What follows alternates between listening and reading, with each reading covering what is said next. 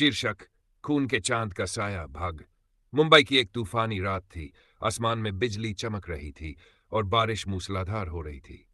29 वर्षीय अर्जुन मल्होत्रा, जो कभी स्पेशल फोर्स का बहादुर कमांडो था, अपने छोटे भाई रोहन से मिलने जा रहा था।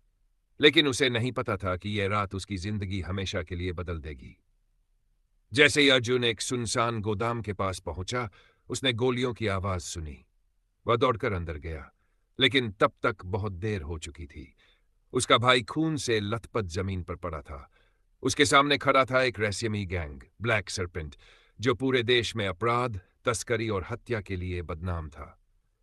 मरने से पहले रोहन ने कांपते हाथों से अर्जुन को एक चांदी की रहस्यमयी चाबी दी और धीमी आवाज में कहा, इस चाबी को किसी भी कीमत पर उनके हाथ मत लगने देना। इतना कहकर उसकी सांसें हमेशा के लिए थम गई।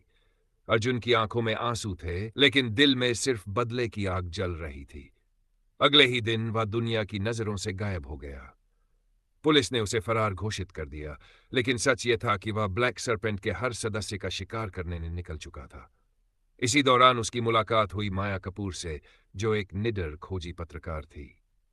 माया ने इस गैंग के कई राज उजागर किए थे, इसलिए गैंग ने उसका अपहरण कर लिया था। अर्जुन ने जान जोखिम में डालकर उसे बचाया।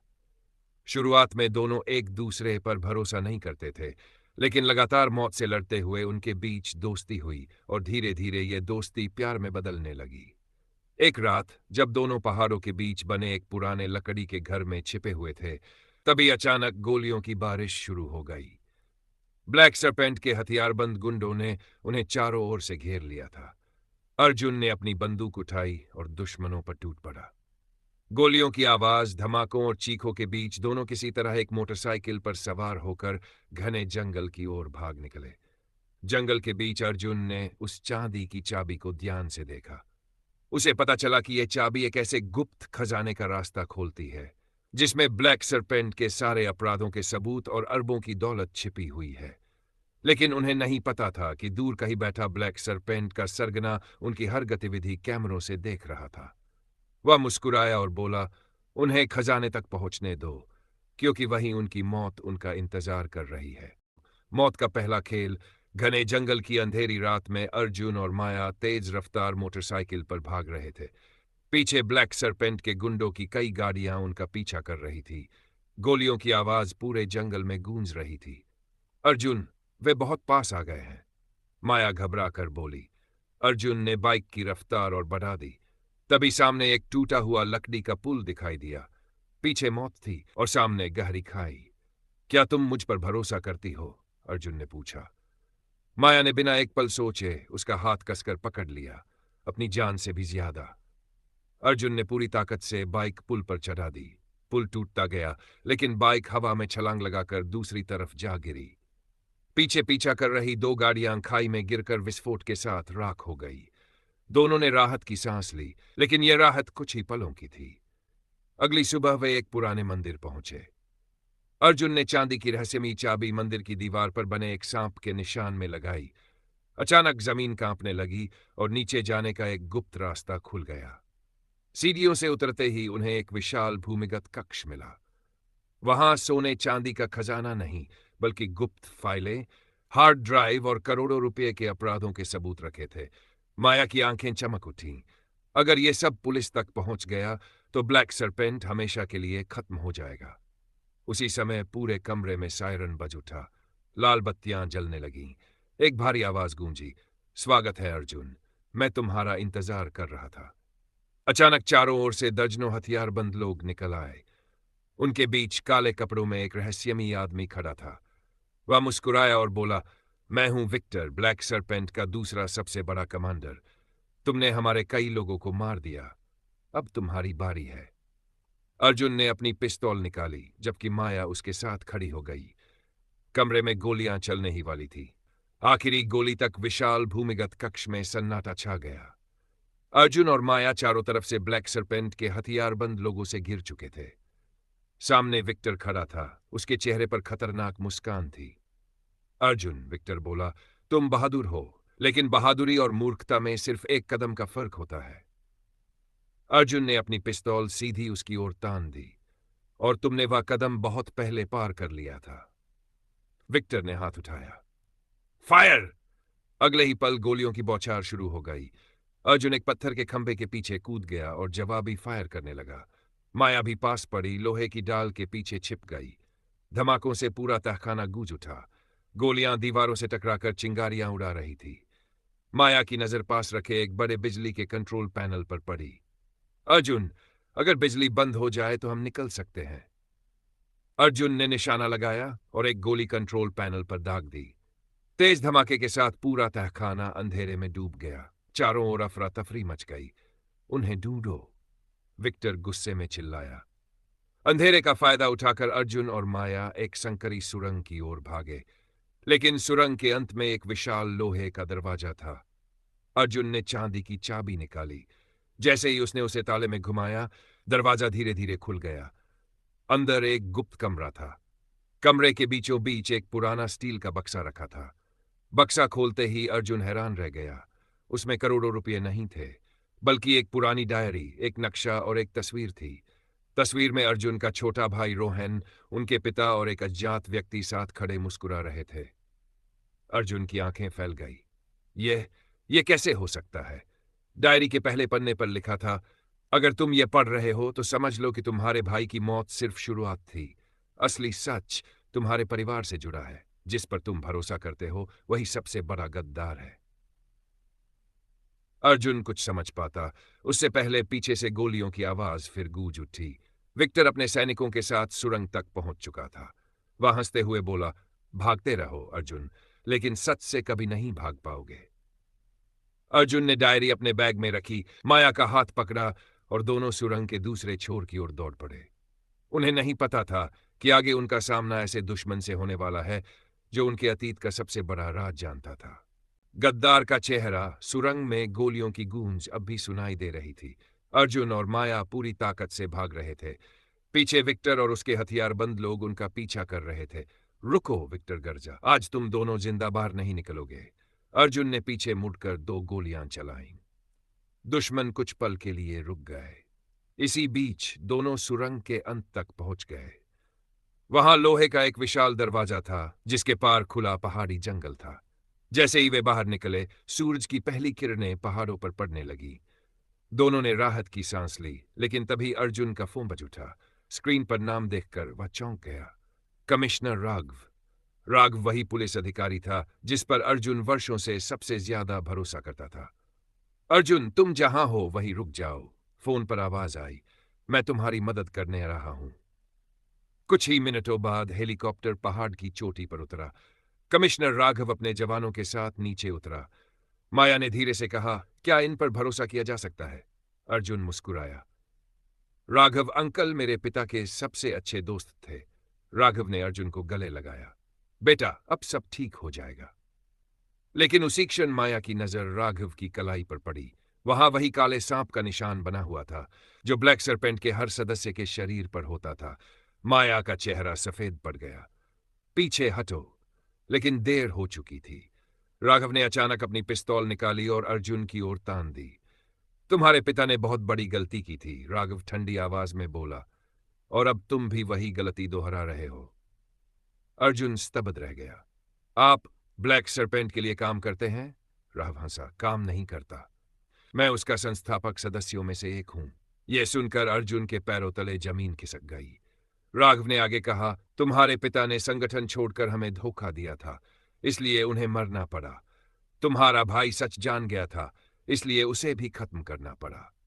अर्जुन की आंखों में आंसू और गुस्सा एक साथ भर आए। मैं तुम्हें कभी माफ नहीं करूंगा। तभी विक्टर भी अपने लोगों के साथ वहां पहुंच गया। राघव मुस्कुराकर बोला, अब खेल खत्म करते हैं। अर्जुन और माया चारों ओर से घिर चुके थे। बच निकलने का कोई रास्ता नहीं था। लेकिन तभी पहाड़ों में एक जोरदार विस्फोट हुआ। धुएं के बीच से काले कपड़ों में एक नकाबपोश योद्धा दिखाई दिया। उसने बिजली की गति से ब्लैक सरपेंट के कई गुंडों को गिरा दिया। वह अर्जुन के सामने आकर बोला, अगर सच जानना है तो मेरे साथ चलो। अर्जुन कुछ पूछ पाता उससे पहले नकाबपोश ने धुएं का बम फेंका। पूरा इलाका धुएं से भर गया। जब धुआं छंटा, अर्जुन, माया और वह रहस्यमयी योद्धा तीनों गायब थे। राघव और विक्टर गुस्से से एक दूसरे को देखने लगे। राघव दांत पीसते हुए बोला, उन्हें ढूंढो, चाहे पूरी दुनिया क्यों न छाननी पड़े। रहस्यमय योद्धा का सच। धुएं का गुबार धीरे धीरे छुटने लगा। पहाड़ों की ठंडी हवा तेजी से चल रही थी। जब अर्जुन ने अपनी आंखें खोली तो वह और माया एक सुनसान गुफा के भीतर। सामने वही नकाबपोश योद्ध खड़ा था जिसने उन्हें मौत के मुंह से निकाला था। अर्जुन ने तुरंत पिस्तौल उसकी ओर तान दी। तुम कौन हो और हमारी मदद क्यों की? नकाबपोश कुछ पल चुप रहा, फिर उसने धीरे धीरे अपना नकाब उतार दिया। अर्जुन की आंखें हैरानी से फैल गई। कबीर। कबीर अर्जुन का बचपन का सबसे अच्छा दोस्त था, जिसे 10 साल पहले एक मिशन में मरा हुआ मान लिया गया था। कबीर हल्की मुस्कान के साथ बोला, मैं मरा नहीं था अर्जुन। मुझे ब्लैक सरपेंट ने पकड़ लिया था। उन्होंने मुझे अपने लिए काम करने पर मजबूर किया, लेकिन मैं अंदर ही अंदर उनके खिलाफ सबूत इकट्ठा करता रहा। माया ने अविश्वास से पूछा, तो तुम इतने सालों से अकेले ये लड़ाई लड़ रहे थे? कबीर ने सिर हिलाया। हाँ, और अब समय आ गया है कि इस संगठन का अंत किया जाए। उसने एक पुराना नक्शा मेज पर फैलाया। ब्लैक सरपेंट का असली मुख्यालय हिमालय की बर्फीली पहाड़ियों के नीचे बना है। वहीं उनका सरगना रहता है। वही इस पूरे खेल का असली मास्टरमाइंड है। अर्जुन ने डायरी निकाली। उसमें बने निशान बिल्कुल उसी नक्शे से मिल रहे थे। अब उन्हें यकीन हो गया कि आखिरी लड़ाई यहीं होने वाली है। तभी अचानक गुफा के बाहर हेलीकॉप्टरों की आवाज गूंज उठी। कबीर खिड़की की ओर दौड़ा। वे हमें ढूंढते हुए यहां तक पहुंच गए। कुछ ही सेकंड में गुफा के बाहर गोलियों की बारिश शुरू हो गई। चट्टानों पर गोलियां टकराने लगीं। अर्जुन, माया और कबीर ने मिलकर जवाबी हमला किया। कई दुश्मन पीछे हट गए, लेकिन तभी एक रॉकेट गुफा के प्रवेश द्वार से टकराया। धड़ाम! जबरदस्त विस्फोट से पूरी गुफा हिल गई। बड़े बड़े पत्थर गिरने लगे। तीनों किसी तरह पीछे की एक गुप्त सुरंग से बाहर निकल गए। जैसे ही वे पहाड़ की चोटी पर पहुंचे, उनकी नजर दूर बर्फ से ढके पहाड़ों के बीच बने एक विशाल काले किले पर पड़ी। कबीर ने धीमी आवाज में कहा, वहीं रहता है ब्लैक सरपेंट का असली सरगना, और वहीं छिपा है तुम्हारे परिवार की मौत का पूरा सच। अर्जुन ने अपनी मुट्ठी भींच ली। अब यह लड़ाई सिर्फ बदले की नहीं, इंसाफ की है। तीनों ने किले की ओर कदम बढ़ाए, लेकिन उन्हें जरा भी अंदाजा नहीं था कि किले के अंदर उनका इंतजार ऐसा दुश्मन कर रहा है जिसका चेहरा देखकर अर्जुन की पूरी दुनिया बदल जाएगी। मौत का किला बर्फीली हवाएं चीख रही थी। अर्जुन, माया और कबीर हिमालय की ऊंची चोटियों के बीच बने उस रहस्यमयी किले की ओर बढ़ रहे थे जिसे दुनिया ब्लैक सरपेंट का मौत का किला कहती थी। किला चारों ओर से बर्फ, गहरी खाइयों और हथियारबंद पहरेदारों से घिरा हुआ था। उसकी ऊंची दीवारों पर काले सांप का विशाल निशान बना था।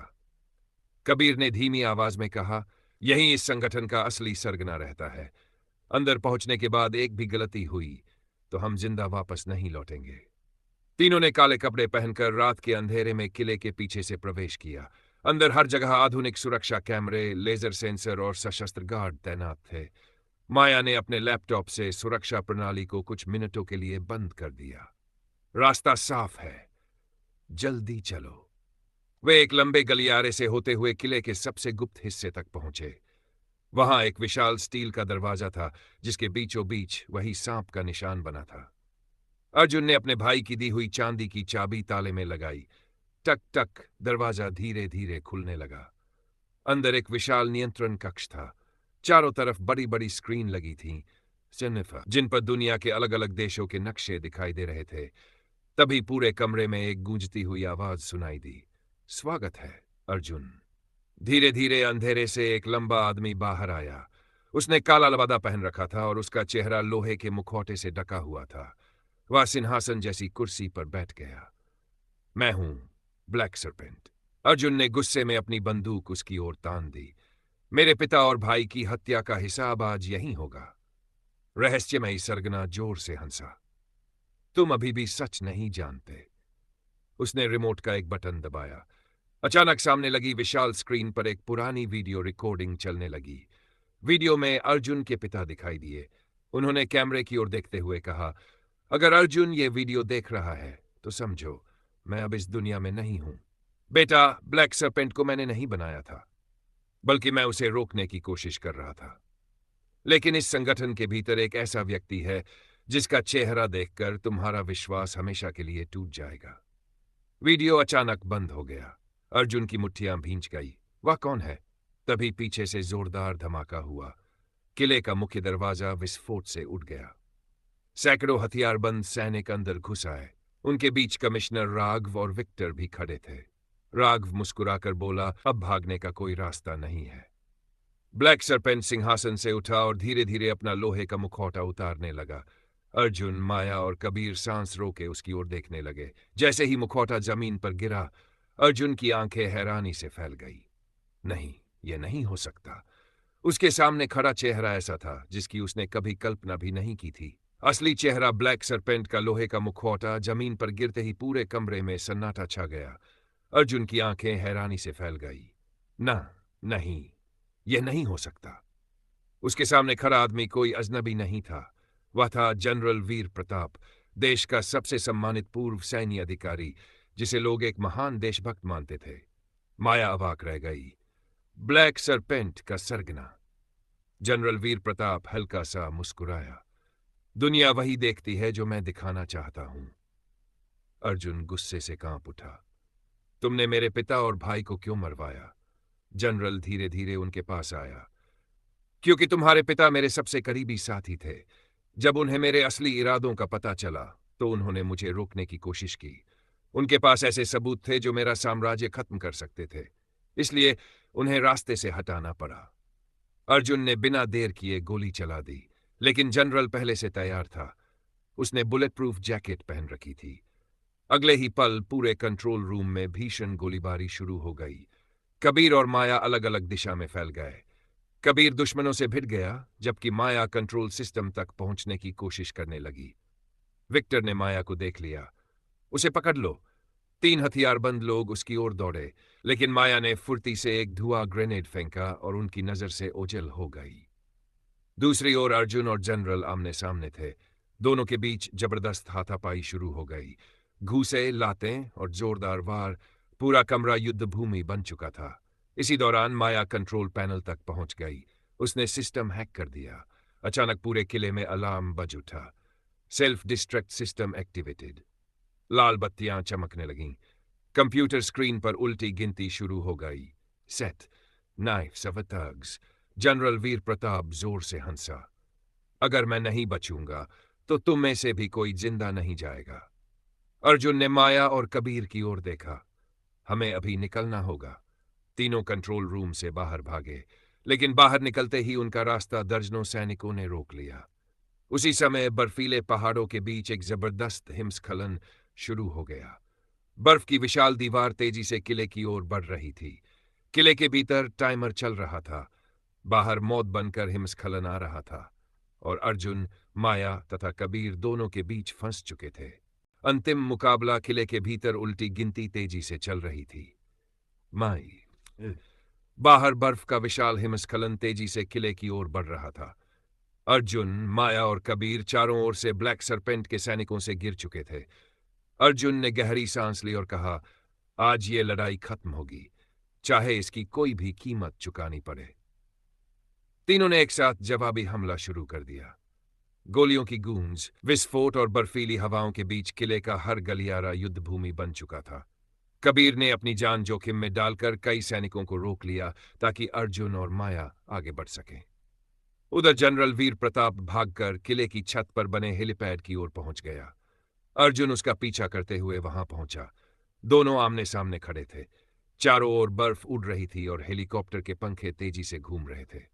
जनरल ने कहा, अगर मुझे हराना है तो पहले खुद को बचाकर दिखाओ। उसने अर्जुन पर हमला कर दिया। दोनों के बीच जबरदस्त हाथापाई शुरू हो गई। मुक्के, लातें और तेजवारों के बीच अर्जुन ने पूरी ताकत से जनरल को पीछे धकेल दिया। इसी दौरान माया कंट्रोल सिस्टम तक पहुंच गई और उसने किले की सभी गुप्त फाइलें दुनिया भर की सुरक्षा एजेंसियों को भेज दी। स्क्रीन पर संदेश चमका, डेटा सफलतापूर्वक भेजा गया। अब ब्लैक सरपेंट के सारे राज दुनिया के सामने आने वाले थे। नीचे से कबीर की आवाज आई, अर्जुन, सिर्फ 1 मिनट बचा है। उसी समय जनरल ने पिस्तौल निकालकर अर्जुन पर गोली चलाई। अर्जुन झुक गया। गोली हेलीकॉप्टर के ईंधन टैंक में जा लगी। तेज धमाका हुआ। हेलीकॉप्टर आग की लपटों में गिर गया। जनरल का संतुलन बिगड़ा और वह बर्फ से ढकी चट्टान के किनारे पहुंच गया। अर्जुन ने उसका हाथ पकड़ लिया। जनरल ने हैरानी से पूछा, मैंने तुम्हारा सब कुछ छीन लिया, फिर भी मुझे बचा रहे हो? अर्जुन ने शांत स्वर में कहा, इंसाफ और बदले में यही फर्क होता है। लेकिन जनरल ने खुद ही अर्जुन का हाथ छोड़ दिया। वह गहरी खाई में गिर गया और बर्फ के तूफान में ओझल हो गया। अर्जुन तुरंत माया और कबीर की ओर दौड़ा। तीनों किले से बाहर निकलते ही पीछे जोरदार विस्फोट हुआ। पूरा किला बर्फ और आग के बीच ढह गया। कुछ दिनों बाद ब्लैक सरपेंट संगठन पूरी तरह खत्म हो चुका था। राघव और विक्टर सहित सभी बचे हुए अपराधियों को गिरफ्तार कर लिया गया। अर्जुन ने अपने पिता और भाई की याद में एक स्मारक बनवाया। माया ने इस पूरी सच्चाई पर एक किताब लिखी जिसने लाखों लोगों को प्रेरित किया। कबीर ने नई जिंदगी की शुरुआत की और तीनों ने वादा किया कि वे हमेशा सच और इंसाफ के लिए साथ खड़े रहेंगे। डूबते सूरज की ओर देखते हुए अर्जुन ने माया का हाथ थाम लिया। माया मुस्कुराई और बोली, अब हमारी कहानी डर की नहीं, उम्मीद की होगी। अर्जुन ने मुस्कुराकर कहा, और इस बार हमारा सूरज कभी नहीं डूबेगा। समाप्त।